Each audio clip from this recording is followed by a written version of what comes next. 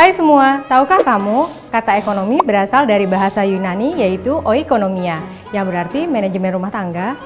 Kata oikonomia sendiri berasal dari kata oikos yang berarti keluarga atau rumah tangga dan nomos yang berarti peraturan dan hukum. Tapi apakah ekonomi hanya membahas sekitar kegiatan rumah tangga saja? Lalu gimana sih sebenarnya ilmu ekonomi itu? Yuk kita cari tahu.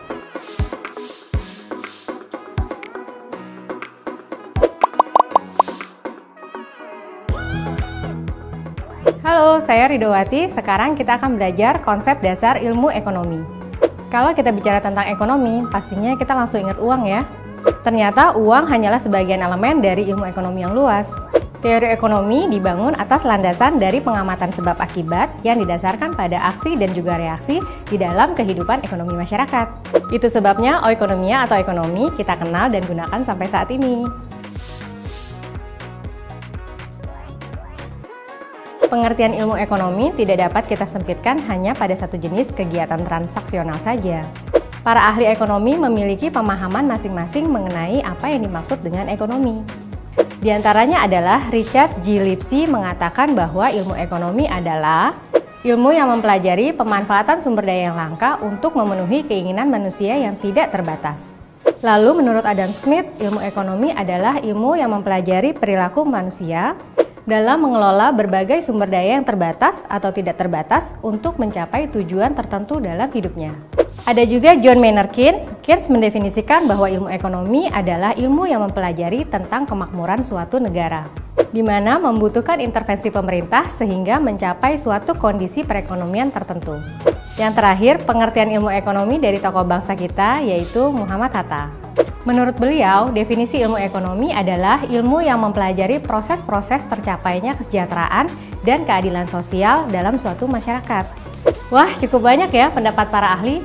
Tapi kita dapat simpulkan bahwa ilmu ekonomi selalu mengandung elemen masyarakat, sumber daya yang terbatas, dan tujuan ekonomi.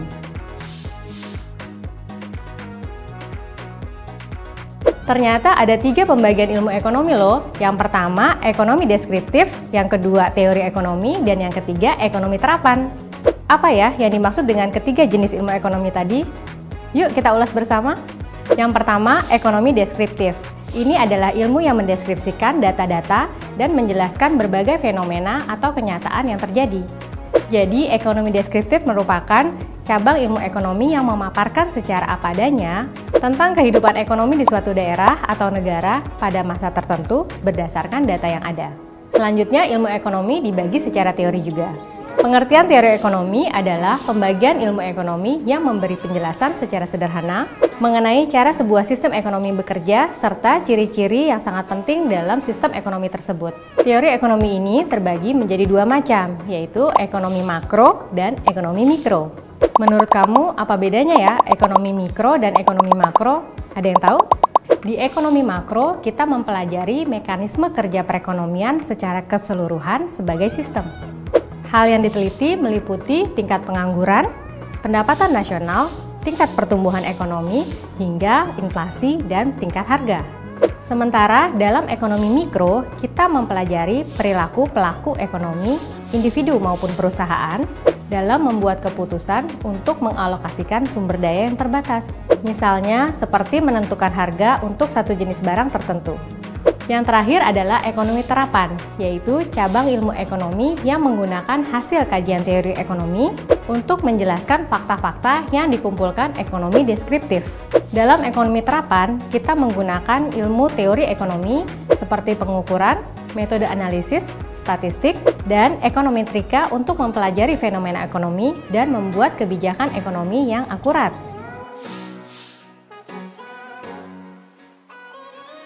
Sesuai cakupan bahasannya, ilmu ekonomi dibagi lagi menjadi beberapa cabang.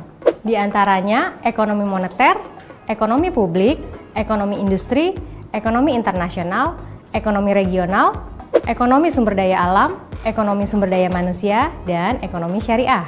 Siapa yang tahu ilmu ekonomi apa yang bahas tentang uang, perbankan, dan lembaga keuangan lainnya? Ya, itu adalah ilmu ekonomi moneter. Jadi, kalau membahas tentang uang dan lembaga keuangan seperti bank, inilah ilmunya. Lalu kalau kita bahas tentang kebijakan pemerintah dalam perekonomian, itu termasuk dalam ekonomi publik. Selanjutnya, ilmu ekonomi industri. Cabang ilmu ini mempelajari tentang interaksi berbagai perusahaan dalam suatu industri. Terus, kalau cabang ilmu ekonomi yang mempelajari perekonomian antar bangsa atau antar negara, sudah pasti itu ekonomi internasional. Tapi kalau cuma bahas antar wilayah dan proses perkembangan wilayah, ini namanya ilmu ekonomi regional. Kemudian ada cabang ilmu ekonomi yang bahas mengenai sumber daya. Sumber daya sendiri itu ada dua. Yang pertama, sumber daya manusia atau SDM. Yang kedua, sumber daya alam atau SDA. Kalau ilmu ekonomi SDM, fokus bahasannya adalah faktor produksi tenaga kerja, seperti masalah pengangguran, upah minimum, dan tingkat pendidikan calon tenaga kerja. Lalu ilmu ekonomi SDA, ini membahas tentang masalah dan alokasi sumber daya alam yang optimal secara ekonomi. Misalnya, eksternalitas positif dan negatif. Dan yang terakhir, ini adalah cabang ekonomi yang khusus, karena sebagian besar penduduk Indonesia menganut agama Islam. Cabang ilmu ini dinamakan ekonomi syariah, bertujuan untuk menerapkan ekonomi berbasis Islam. Pokok bahasannya antara lain prinsip bagi hasil, penghapusan riba pada perekonomian, dan zakat. Kira-kira kalian pernah berpikir untuk membuka usaha atau membuat lapangan pekerjaan nggak? Untuk memulai usaha dalam dunia bisnis, penting untuk memahami prinsip-prinsip ekonomi. Lalu, apakah yang dimaksud dengan prinsip ekonomi ini? Prinsip ekonomi terbagi menjadi 3 jenis menurut kegiatannya, yaitu produksi, distribusi, dan konsumsi. Prinsip ekonomi dalam kegiatan produksi adalah dasar berpikir untuk menghasilkan barang atau jasa sebanyak-banyaknya dengan biaya produksi dan pengorbanan tertentu.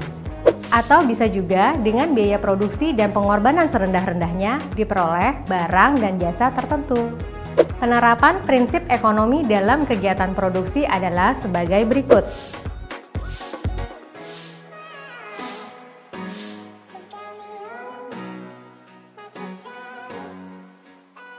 Prinsip ekonomi dalam kegiatan distribusi adalah upaya menyampaikan barang atau jasa dari produsen ke konsumen dalam jumlah dan mutu serta waktu yang tepat dengan biaya tertentu.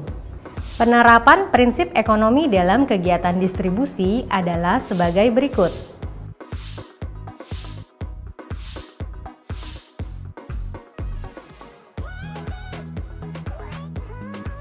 Yang terakhir, prinsip ekonomi konsumsi, yaitu dasar berpikir untuk memperoleh kepuasan sebesar-besarnya dari satu barang atau jasa dengan anggaran dan pengorbanan tertentu. Atau dengan anggaran dan pengorbanan sekecil-kecilnya diperoleh kepuasan dari barang atau jasa tertentu. Penerapan prinsip ekonomi dalam kegiatan konsumsi adalah sebagai berikut.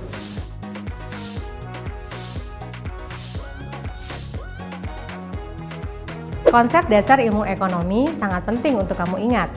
Selain untuk dasar mendalami ilmu ekonomi, konsep dasar ini juga sangat berguna untuk keputusan ekonomimu sehari-hari. Tanyakan kembali di kelasmu jika ada yang belum kamu pahami ya. Selamat belajar!